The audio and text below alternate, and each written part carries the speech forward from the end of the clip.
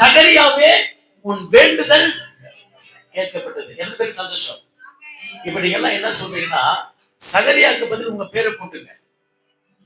உங்க பேரை போட்டு சகரியாவே உன் வேண்டுதல் கேட்கப்பட்டது.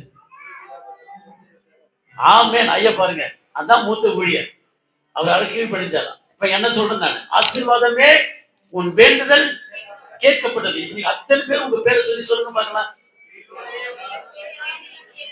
அல்லேலூயா. எவ்வளவு சந்தோஷமா இருக்குல்ல. தேவன் சொல்லுகிறார், உன் வேண்டுதல் கேட்கப்பட்டிருக்கிறது.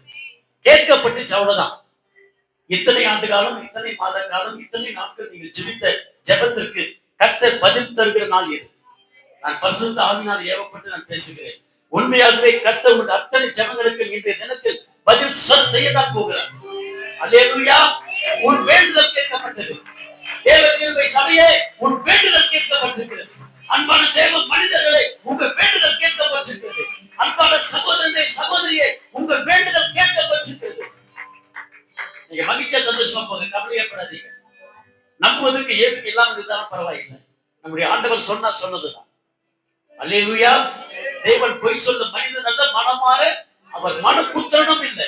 அவர் சொல்லியும் செய்யாதிருப்பாரா, வசனித்தும் நிறைவேற்றாமல் இருப்பாரா. தூதன் சொல்றான், சகரியாவே உன் வேண்டுதல் கேட்கப்பட்டிருக்கிறது. அல்லேலூயா. நமக்கு ஆண்டவருக்கு பெயரை ஜெபத்தை கேட்கிறது. அவருக்கு பெயரே என்ன? ஜெபத்தை கேட்கிறது. அவர் சொன்னார், என் நாமத்தில் எதை வேணாலும் கேளு, அது நான் செய்வேன். இவ்வளவு பெரிய வாக்குத்தத்தத்தை பெற்றிருக்கிற நாம தாங்க பாக்கியமுள்ள ஜனங்க. நிறைய நேரங்கள் நம்ம சோர்ந்து போயிருக்கோம், சபைக்கு போயிருக்கிறோம், ஜெபம் பண்றோம், பைபிள் படிக்கிறோம், தசமாக காமிக்கலாம் கூட சரியா கொடுக்கிறோம். ஆனா நாங்க கேட்டுக்கொண்ட எதுவுமே நடக்க மாட்டேங்கிறதே சொல்லி நினைக்கலாம். இந்த பகல்வெளியில் பரிசுத்த ஆவியானவர் சொல்ற காரியம், இதுவரை நீங்கள் ஏறெடுத்த ஜெபங்களுக்கு கர்த்தர் பதில் தரத்தான் போகிறார். அல்லேலூயா. சரி, நான்